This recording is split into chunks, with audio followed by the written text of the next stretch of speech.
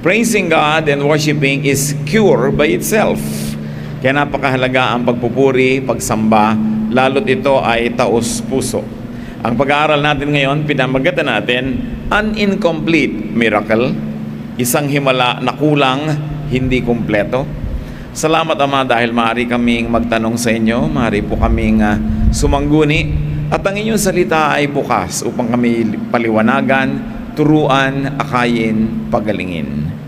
Sa ngayon, Panginoon, kami humihiling ng patuloy niyong paglilinis. Patawarin niyo kami sa aming mga kasalanan. Kung ano man ang mga ginawa namin, Panginoon, sinadya, pinlano, o kaya ay nakasubuan namin gawin, pinagsisisihan ng mga kasalanan, Panginoon, nilalapit sa inyo.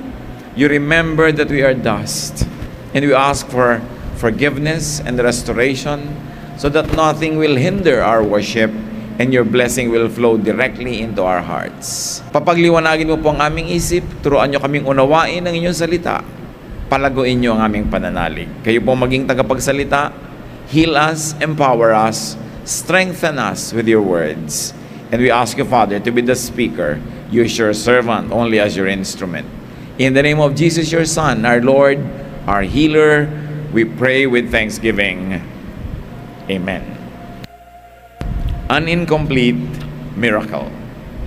Marcos 8:22 hanggang 26. Pagdating nila sa Bethsaida, dinala ng ilang tao kay Jesus ang isang bulag at pinakaiusapan nilang hipuin niya ang taong ito. Inakay niya ang bulag at dinala ito sa labas ng bayan. Matapos duraan at takpan ang mga mata nito ng kanyang kamay, tinanong ni Jesus, "May nakikita ka ba?" Tumingin ang lalaki at sumagot, "Nakakakita po ako ng mga tao na parang punong kahoy na naglalakad." Muling inilagay ni Jesus ang kanyang mga kamay sa mga mata ng bulag. Sa pagkakataong ito, tuminging mabuti ang bulag. Nanumbalik ang kanyang paningin at nakakita na siya ng malinaw. Sinabi sa kanya ni Jesus, "Maaari ka nang umuwi. Huwag ka nang bumalik sa bayan." A most interesting story, and there are very few accounts, if ever there's any other account in Scripture, that shows partial healing. Kapraso lang, kalahati. At isa-isa nating subuking himayin sa tulong ng Espiritong Banal. Mark 8:22, as Jesus and His disciples were going to Bethsaida, some people brought a blind man to Him and begged Him to touch the man. So blindness, though not painful, could be one of the most difficult situations to be in. Hindi naman masakit na maging bulag, pero mahirap. Isa sa mga pinakamahirap. So, merong isang lalaki na kasama ng kanyang mga alalay, tumatangkilik at tumutulong sa kanya, inilapit kay Jesus. Nagmakaawa sila na hipuin ni Jesus ang taong ito. They were there and they believed in touching for healing. Para sila mga Pilipino, mahilig mag-touch. And now it is steadily being proven by science that touch heals.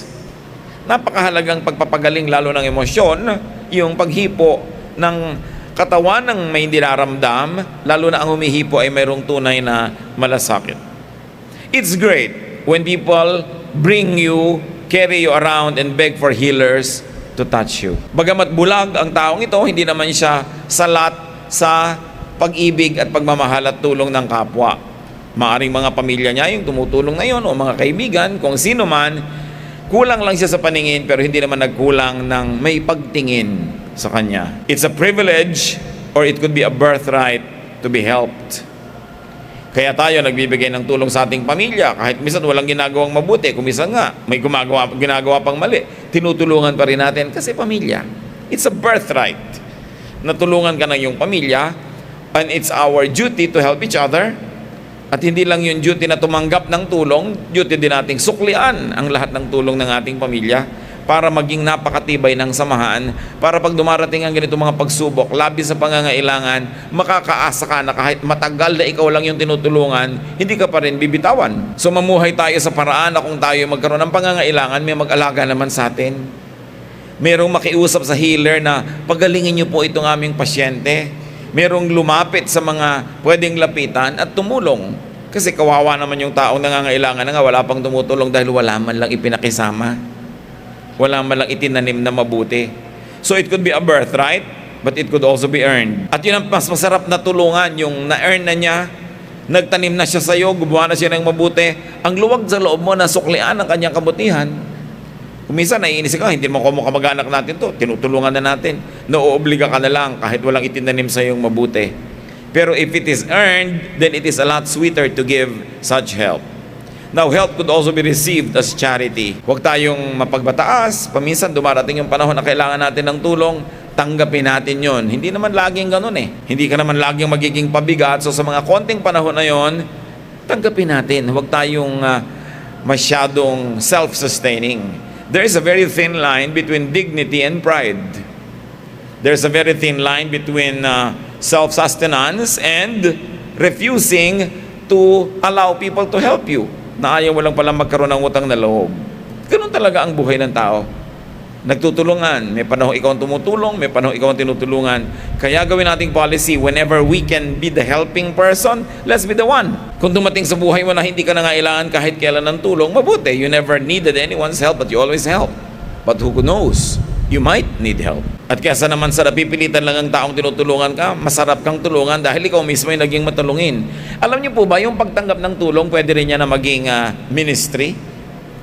Kasi may tao nagbibigay sa iyo, napipilitan lang, naiinis, pero dahil tao siya, meron siyang kinikilalang tungkulin, pananagutan, tinutulungan ka, pero ang bigat-bigat ng pagtulong sa iyo. Samantala kung masarap kang tulungan, nasasarapan yung tumutulong sa iyo. So ikaw man yung tinutulungan, nakaka-minister ka dahil nasasarapan siya. Dahil masarap kang tulungan, merong bibigyan mo ng magandang higaan o nakatulog ka ba? Konti. Yung nakakainis bigyan, bibigyan mo ng pagkain, nakain niyo po ba? Tinikman ko. Hindi, wow, ang sarap. Alam niyo, papadaliin natin sa taong nagbibigay sa atin, pasarapin natin yung feeling nila, nasa behavior natin yan eh. Kasi nakakadala rin tulungan yung mga taong wala ka man lang kakonswe-konsuelo sa pagtulong o pagbibigay. So itong lalaking itong bulag, maaring masarap siyang tulungan, akayin, dalhin dito doon, dahil hindi siya pinagsawaan ng mga tumutulong sa kanya. Hindi ko mo may sakit tayo. Hindi ko mo kumisan paralyzed ka, bedridden, mawawala na tayo ng ministry. We can make it at least pleasant for people to help us. May sakit ka, binabantayan ka, at least padaliin mo, pasarapin yung pagbabantay sa'yo. Pag sinabing kakain na po, bumangon ka na, kumain ka na, hindi pipilitin ka pa. Yung kung ano-ano pang reklamo mo sa buhay. Nagre-reklamo lang tayo mga kapatid. Kung yung pagre-reklamo mo, merong bunga na maidudulot, nabubuti ang iyong kalagayan. Halimbawa, ang ginaw ng aircon, o magreklamo ka kasi pwedeng hinaan. Walang kahangin-hangin, magreklamo ka kung may bintanang pwedeng buksan para mabuksan. Pero kung wala namang bubuksan, huwag ka nalang kumibo. Ang init, wala namang magagawa yung tao, bumibigat lang ang loob niya at maaari pang mainis sa'yo karareklamo mo. Kung laging masakit halimbawa yung paa mo, talagang araw-araw, masakit na lang, huwag ang sakit ng paa ko, at yung may tao na lang, ang sakit ng paa ko. Parang wala nang bago. Parang, ang tagal mo nang may sakit, di ka pa ba nakaka-adjust? Yung lagi na lang tayo nagre-reklamo. You know what I mean, mga kapatid, ha? Huwag niyong papagsawain yung tumutulong sa inyo. Kahit kayo may nararamdaman. Give them some pleasure. Magsukli tayo ng kahit konting konsuelo sa kanila. Be nice. Earn the privilege to be cared for. At ang pinakamasarap alagaan, yung nauna nang nag-alaga sa'yo. Di ba kaya ganyan tayo mapag-alaga sa mga magulang? Kasi nauna na silang nag-alaga sa atin.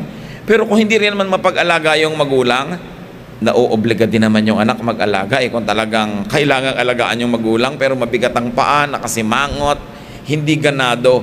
Biruin nyo yun, bibigyan na lang kayo, hindi pa siya ganado, nalugi pa siya dahil kulang yung kanyang pleasure. That's why we have a duty to make ourselves likable. Jesus' followers are to give this kind of attention even to strangers. Isang leksyon yan sa atin. Tayo yung mga kumikilala sa Panginoon, sumusunod sa Kanya, dapat tayo magbigay ng pagtingin, tulong, maski sa mga di nating kaano-ano. Kaya nga ang binigay na example ng Panginoon, yung Good Samaritan, tinulungan niya yung hindi niya kalahi. Siya pa na Samaritan na nilalait-lait, minamaliit ng mga Israelites, siya pa yung naging matulungin. Lagi po yan na idinidiin sa Biblia, yung maging matulungin tayo to those who don't deserve it. Especially love. Sinasabi nga nila, give love. People need love, especially when they don't deserve it. Because when they deserve it, many people will love them, so they probably don't need to be loved anymore by an additional crowd of lovers. Pero yung talaga nakakainis, yun ang dapat mas mahalin kasi mas needy yun ng pansin. Yung pagtulong po sa stranger, sabi ng Panginoon sa Matthew 25:34-36, sa end times daw, sa judgment, then the king will say to those in his right, "My Father has blessed you. Come and receive the kingdom that was prepared for you before the world was created. When I was hungry, you gave me something to eat. When I was thirsty, you gave me something to drink. When I was a stranger, you welcomed me. When I was naked, you gave me clothes to wear. When I was sick, you took care of me. And when I was in jail, you visited me." Itinuturing ng Panginoong Jesus na siya ang may utang sa bawat tao na gumawa ng mabuti sa mga nangangailangan, lalo't hindi kayang magsukli o magbayad sa buting tinanggap. Sabi niya, "Pagpapalain kayo ng Ama sa langit, narito tanggapin ninyo ang inyong mga gantimpala dahil nung nagugutom ako, pinakain ninyo ako. Nung ako'y nakakulong, dinalaw ninyo ako. Nung ako'y nahubaran, ako'y dinamitan ninyo para wag akong ginawin." Sabi nga ng mga tao, kailan naman po nangyari sa inyo yan para wala kaming maalala na ginawa namin yan sa inyo? At sinabi ng Panginoong Hesus, "Aba, ginawa nyo yan sa akin tuwing ginagawa nyo sa inyong kapwa." So yung kapwa mo na ginawa mo ng mabuti, hindi man yun gumanti sa'yo, alam ng Panginoon at siya ang magbibigay ng gantimpala. Samantalang masarap isiping may gantimpala, nawawag lang naman yun na maging motivation natin sa paggawa ng mabuti. Kasi yung paggawa mo ng mabuti, gantimpala na yun, you feel good. Kesa yung nagdamot ka, pinagkait mo, kahit na-preserve yung pera mo, na-preserve yung resources mo, there is something of you that dies. There's a part of you that grieves whenever you don't do right, whenever you don't give to the needy, especially when you can. So why kill a part of yourself? Why grieve a part of yourself when you can add life or give happiness to that part of you?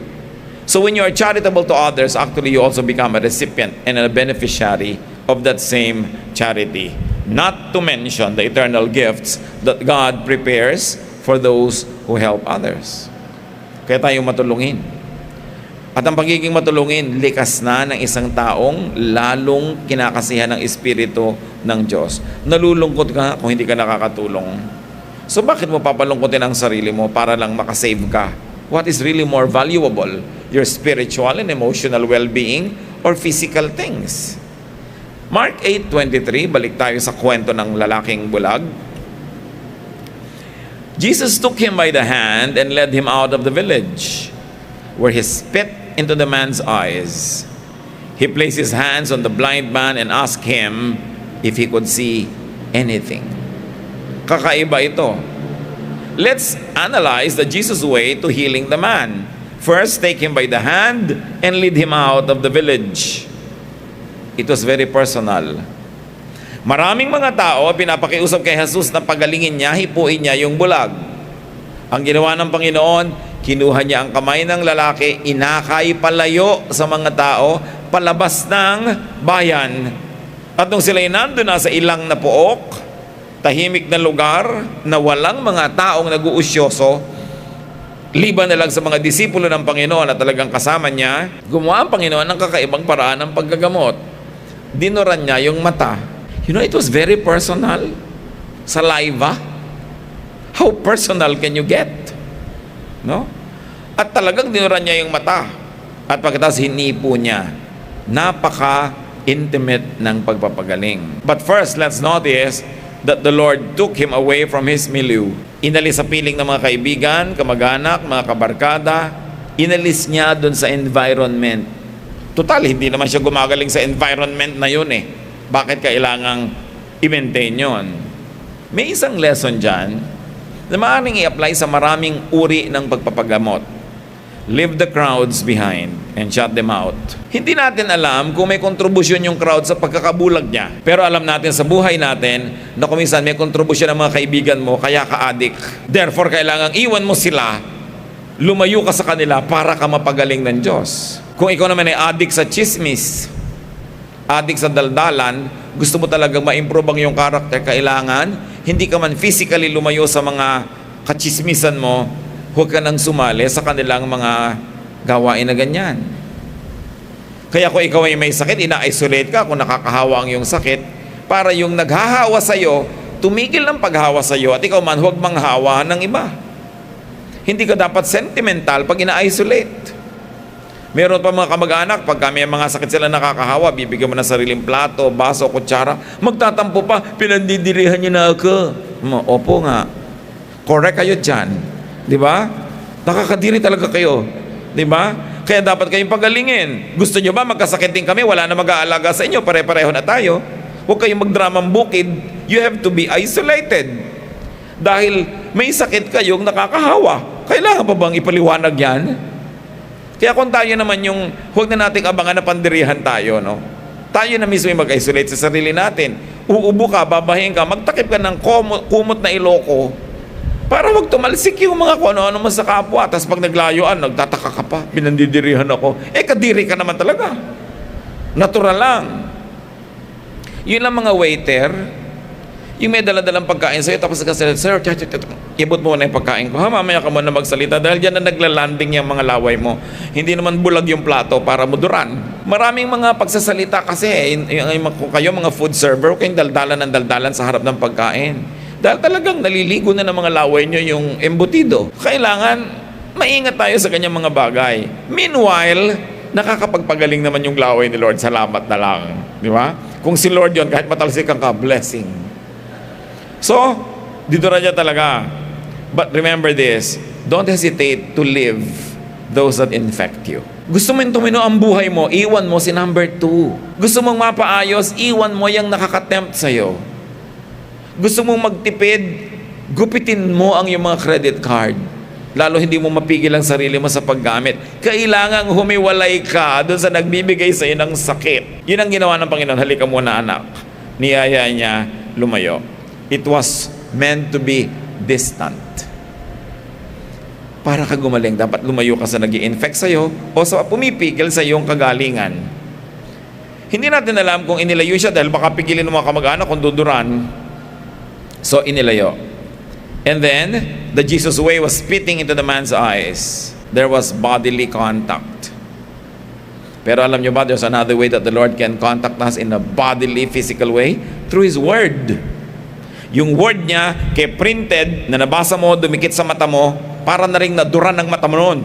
Gusto nyo madura ng Panginoon lagi mata nyo, magbasa kayong Biblia. Ngayon, alam nyo naman kung sino dumudura sa inyo, kung mga ang pinapanood nyo, pornography sa internet. Alam nyo kung sino dumudura, hindi si Lord. Kung nagbabasa ka ng mga mali, mga immoral na bagay, alam mo kung sino nagdudura sa mata mo. Hindi paggaling ang darating dyan. More and more infection. So when you read the Bible, you get visually connected with the Lord because that's His Word. When you hear the Bible sung or preach, He connects through your brain, through the ears. It is a connection. That's why faith comes from hearing. You want to get healed? Connect with Jesus. Through your eyes, through your sense of hearing, through your feelings, through your heart, through your intellect. Kailangan laging naka-connect. And the Lord placed His hands on the blind man para lalong magkaroon ng transfer ng power at maaring para ipikit yung mga mata niya para humanda sa magiging bagong mga makikita nito. Alam niyo ba na kailangan nating pumikit sa ilang bagay para pagdilat natin, handa na tayong tumingin sa iba naman? Meron ka talagang iniiwan para meron kang puntahan. May pinagsasarahan ka para kami mapagbuksan. May tinatanggihan ka para kami matanggap. Pinipili natin sa buhay yon. And if you want to be healed, let the Lord shut your eyes to the things that you should not be looking at, and let the Lord open your eyes to new things that He likes you to look at. And then the man asked, and then Jesus asked the man. It's a Jesus way. Place your hands on him and then ask him. O ano, kumusta? May nakikita ka na ba? So let him assess the efficacy of the miracle. Let him assess himself. Nakikita niyo yung participation ng tao? Siyempre, alam naman ni Lord kung ano naging talab dun sa tao. Pero tinanong, o ano, kumusta? Anong nakikita mo? May nakikita ka na ba? Kasi kailangan kasali ka sa pag-assess sa sarili mo. Kailangan kasali ka sa pag-diagnose. Kaya tinatanong ka ng doktor, o ano ba ang mga blood count mo nito mga nakaraang linggo? Pakita mo yung listahan ng pagtetest ba ng blood sugar mo. Ang galing mo, nagpa-participate ka sa iyong healing. Kasi ewan ko po, kaya nga ako nandito para kayo mag-isip. Di ba? Kailangan kasali ka sa pagpapagaling sa iyong sarili. Nagpa-participate ka. So sabi ni Lord, kumusta nung nakikita mo? Mark 8:24, the man looked up and said, I see people, but they look like trees walking around. Blurred, malabo. Hindi ko alam kung naka-apro yung mga tao, no? Kaya napagkamalan sila mga puno o mga Korean hairstyle, no? Pero sabi, para po silang mga puno na nangaglalakad. Pinatanong ko kay Dr. King Sedenyo, isa nating mahal na doktor at kapatid dito, sabi niya, there are a lot of diseases that can cause that. But the most common could be error of retraction, they call it, or cataract. So, from blindness, umunlad siya. Ngayon, he has what people might call poor visual acuity. May pangalan, may tawag. Alam nyo ba, marami mga sakit din i-describe sa Bible. Tanungin mo yung mga medical doctors ngayon, mga wellness workers, mga alternative healers. Makikita mo na may pangalan. Nakaklasify nila ano ba mga sakit yon. So from blindness to poor visual acuity, it's definitely progress, pero kulang. Nakakita pero malabo. Partial hearing, incomplete miracle, it was a very unique occurrence. Usually pag may hinipo ang Lord, instantly, fully gumagaling. So konti lang ang nakikita mo, kulang. Mark 8:25. Once again, Jesus placed His hands on the man's eyes, and this time, the man stared. His eyes were healed, and he saw everything clearly. Wala namang bagong ginawa si Lord, inulit lang yung ginawa kanina. Pero ang may bagong ginawa, yung lalaki, tumitig sa mga nakikita niya. At nung tumitig, nakakita. So sino may bagong ginawa? Si Lord ba? No. Yung lalaki. Mga kapatid, pag tititig kayo, makakakita kayo. Mga husbands, aware ba kayo sa mga heartaches ng inyong mga misis, sa kanilang mga parinig na walang nakakarinig, sa kanilang mga paramdam na walang nakakaramdam, di ba? So kailangan titigan nyo para nyo makita. Hindi dinadaanan nyo lang ng mata nyo. Iba ang tumititig. Kita nyo yung lalaki nung tumitig nakakita. Mga anak nyo, kung tititigan nyo talaga, bibigyan nyo ng panahon, babantayan nyo, iisipin nyo, nakikita nyo ano ba yung talent niya, ano ba yung hilig niya, makikita nyo kung paano niya siya tutulungan. Hindi pwedeng pinapan mo lang yung mata mo na parang camera na ganyan sa crowd. Tititig ka, magfo-focus ka, extreme close-up, para maintindihan mo ang tao. Yung mga mahal nyo ba sa buhay, tinititigan nyo. Hindi lang visually, hindi lang physically. Pag ba may sinasabi, iniisip mong, may pinaparamdam ba siya? No? Meron ba siyang gustong tukuyin? Tanong ng tanong ko, anong date ngayon? Birthday kaya niya? Yung mag-iisip ka, tititig ka sa tao. Kasi pag tumitig ka, makakakita ka. Maraming needs ang ating kapwa. Kahit Bible, titigan nyo lang, ang dami nyo makikitang laman. Pero pag ang bilis-bilis mo lang magbasa, parang wala. Kailangan tumititig. That's why it's important to reflect, to have quiet time. Kasi doon lang tayo nakakatitig. So, the man stared. Nag-focus. In other words, may contribution siya para yung healing niya makompleto. Pag tinouch ka ni Lord, huwag mong iasa sa Kanya ang lahat. Kasi healing is always a partnership. Meron ka dapat part. Lord, patalinuhin niyo po ako, di mag-aral ka. Papasahin niyo po ako sa exam, mag-review ka, i-condition mo ang sarili mo. Paasensuhin niyo po ang buhay namin. Magsikap ka, magtrabaho ka, mag-invest, mag-save. Gandahan niyo po ang relasyon namin mag-asawa. Matuto ka magpatawad, makinig, magmahal.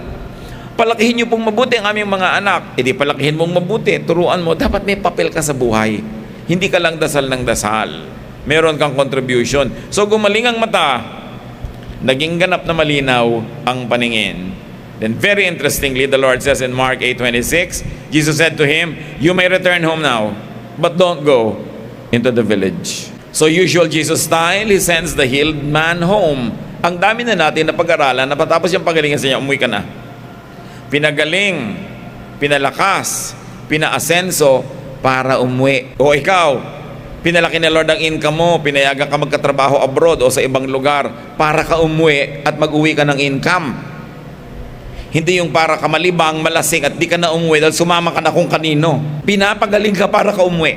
Pinapatalino ka para mag-uwi ka ng biyaya sa iyong pamilya. The Lord is very family-oriented. Sabi niya, huwag ka na pumunta sa village, wala ka mapapala sa maraming tao doon, umuwi ka na lang sa inyo. So, he sends a healed man home. In other words, the Lord is saying, get your life back. Ang tagal-tagal ka ng pinaglilingkuran ng pamilya mo, inaakay, halos bihisan ka siguro, subuan. Ngayong nakakakita ka na, umuwi ka, make up. Ikaw naman ang maglingkod, ikaw naman magmahal, ikaw naman mag-serve. Bakit tayo pinapagaling? Para tayo naman mag-serve. Bakit tayo pinapayaman? Para tayo naman yung magbigay. Bakit tayo pinapatalino? Para tayong magturo at umunawa sa konti ang katalinuhan, hindi para pagalitan mo sila at laitin dahil sila ay mangmang. Bakit pinapalaki ang mundo mo? Para ikaw mag-ahon sa mga mahal mo sa buhay mula sa kung saan sa mga sulok na kinasak sa kanila. May misyon ang bawat taong pinagagaling at pinagpapala ng Diyos. At hindi ka nabubuhay para lang sa sarili. Pinauwi siya agad. No? So get your life back, give and receive, participate, love and be loved. Huwag yung umasenso ka, tumalino ka, lalo ka lang nalayo sa mga mahal mo sa buhay at ayaw mo na silang kausap dahil iba na yung degree ng karunungan mo. Dapat ngayon magiging blessing ka para sa kanila. Tandaan nyo, pinauwi para bumalik sa pamilya, maglingkod doon, maging blessing naman dahil nakatanggap ng ang laking blessing. Sino mang nakakatanggap ng blessing ay may tungkulin na ito ipamahagi, hindi solohin. Kasi kahit ipamahagi mo yan, ang dami pa rin matitira sa'yo. Kaya hindi tayo dapat na makasarili. And the Lord avoids publicity. Hindi niya sabi, o sige, iparada mo ang sarili mo, pumunta ka sa mga dyaryo, pumunta ka sa TV, ipakita mo na gumaling ka para maraming sumunod sa akin at umattend. He commands the healed man not to return to the crowds. There was no need for publicity. There was no need for the crowds to see this. Alam niyo, ang Panginoon, hindi naman siya nagmimiracle para malaman ng iba na nagmimiracle siya. Nagmimiracle siya dahil kailangan ng tao.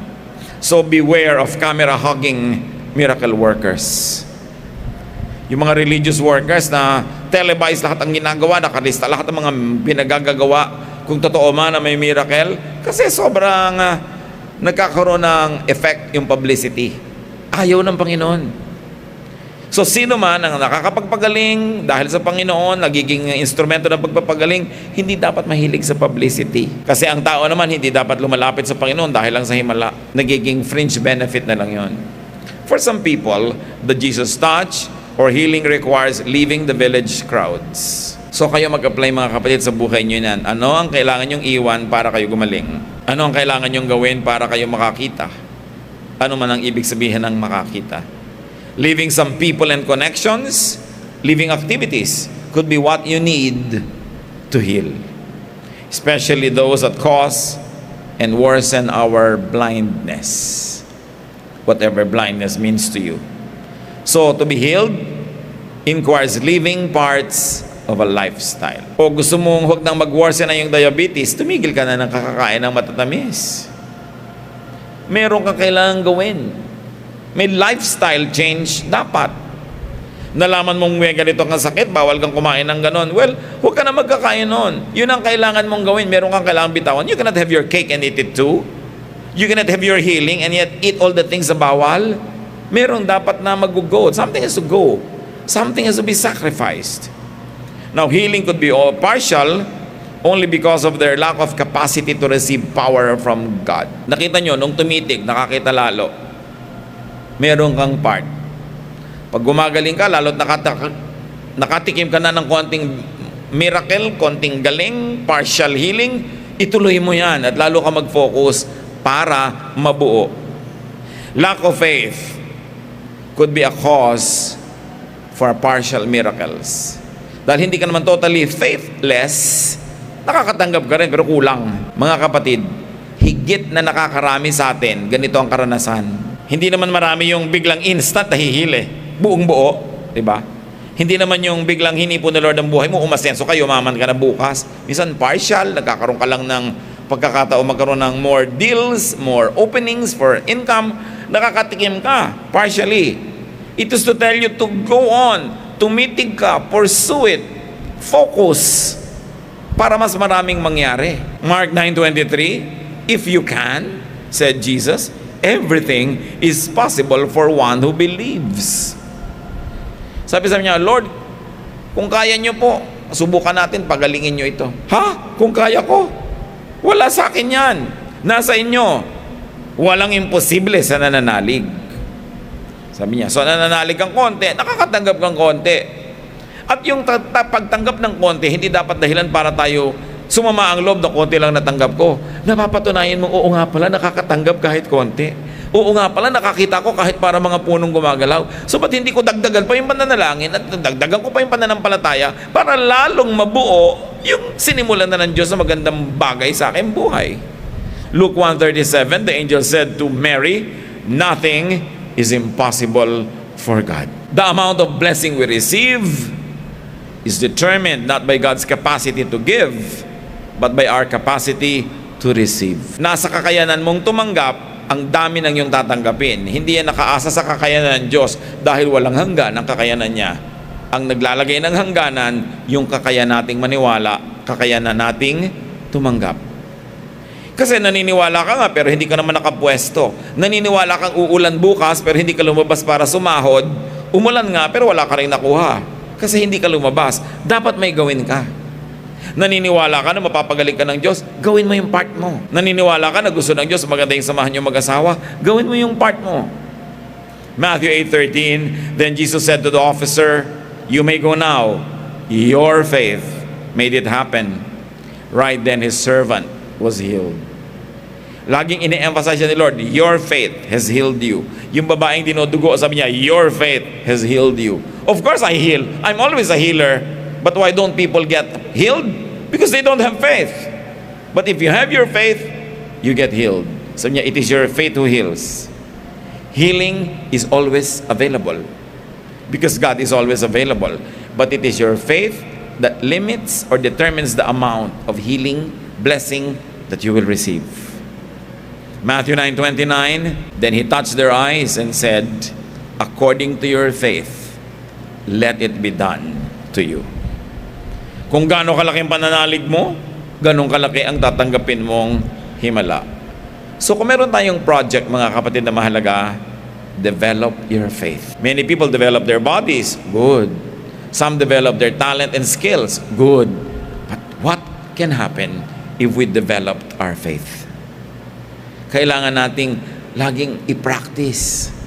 Laging mananalig ka, tapos papatunayan mo totoo, lalong lalaki yung kapasidad mong manalig, lalong lumalaki yung tatanggapin mo, mas lumalaki yung kapasidad mo, palaki ng palaki, hindi paliit ng paliit. Another determining factor of healing is lack of surrender. This man surrendered himself to Jesus. Can you imagine being taken away from your caregivers by this man called Jesus, being taken away from them out into the wilderness outside of the town? Pagtitiwala yun, ha? Saan niyo po ako dadalhin? Nasaan yung mga kamag-anak ko? Ba't iniwan natin? Saan niyo ako dadalhin? Ano mangyayari sa akin? Marami mga tao hindi nakakarating sa labas ng bayan para pagalingin ni Jesus kasi ayaw nilang iwan yung mga nakasanayan nilang kasama at ayaw nilang magtiwala kay Jesus. Pwede ba ako magtiwala? May ipapagawa sa'yo, pwede ba ako magtiwala? Pwede ko bang panghawakan ng mga sinasabi niya? Sabi ni Lord, halika, sumunod ka sa akin, akayin kita, sumama.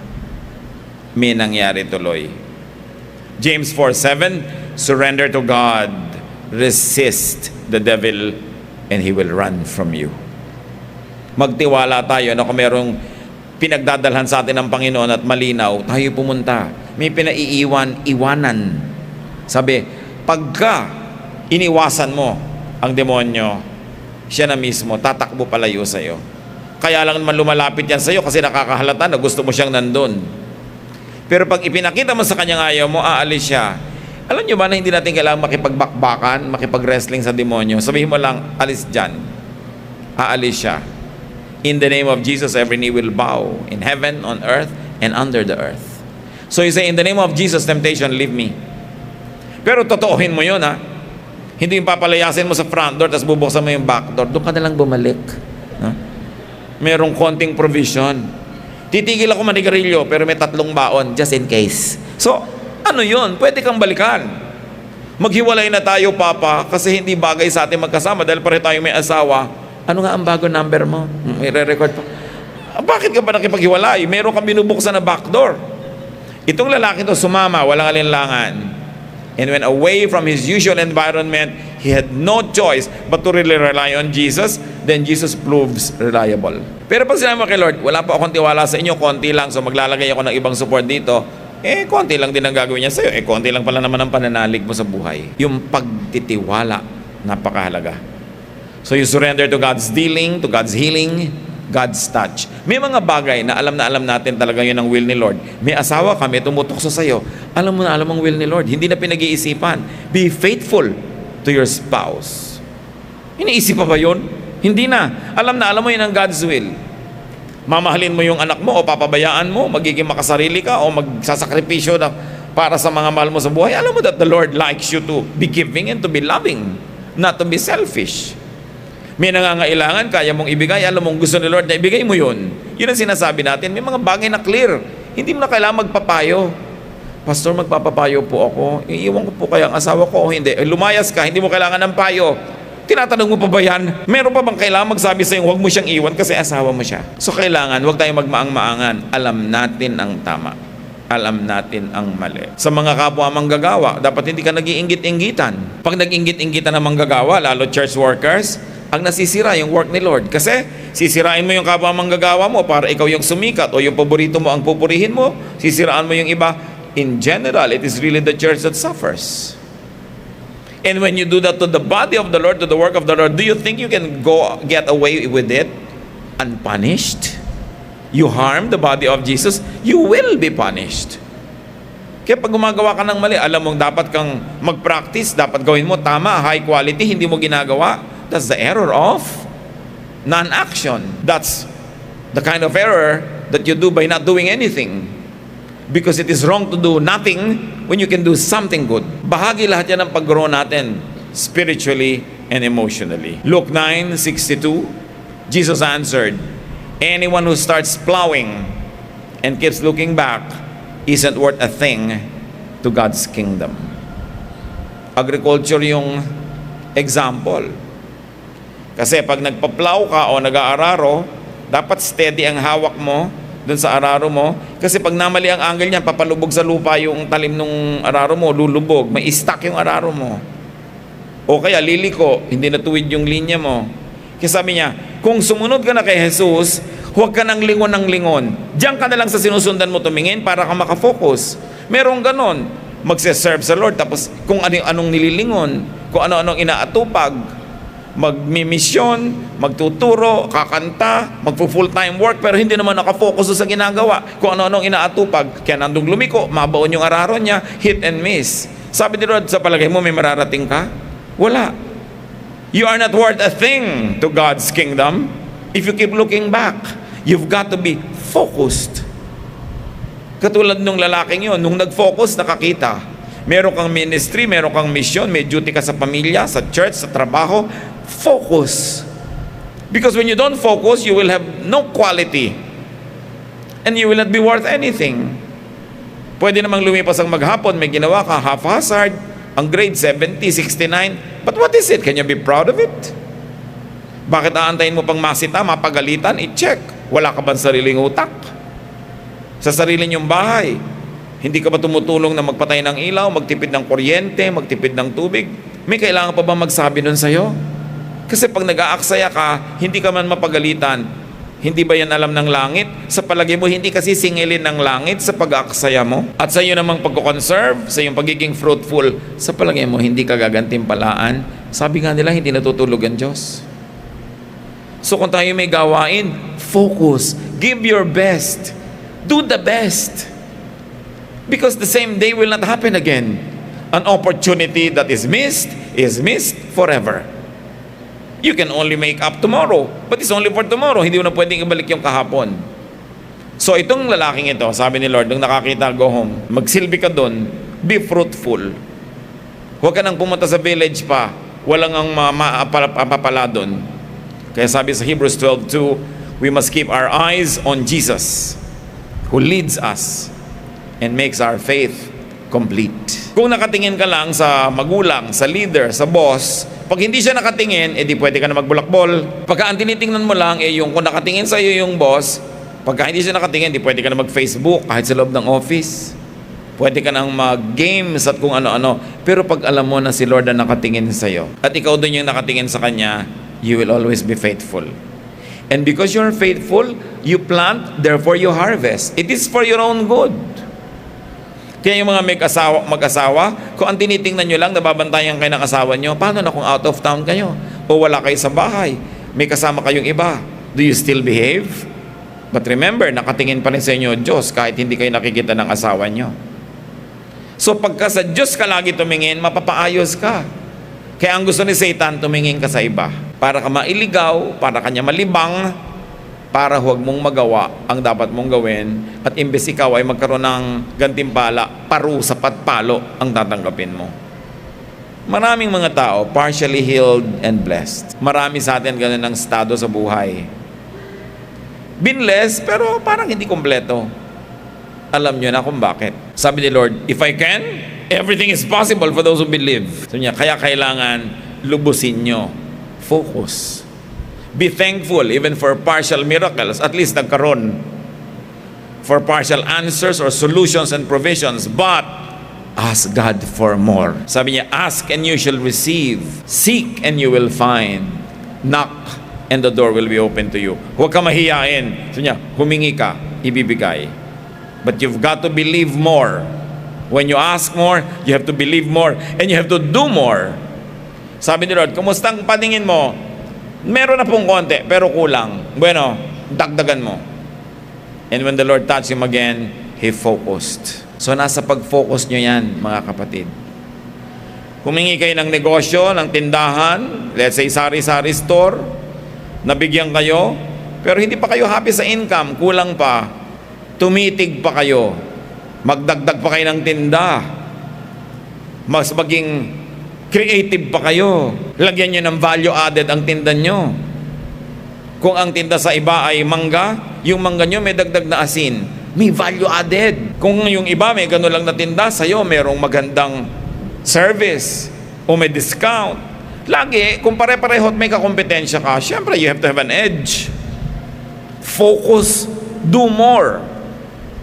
Merong competition, do more.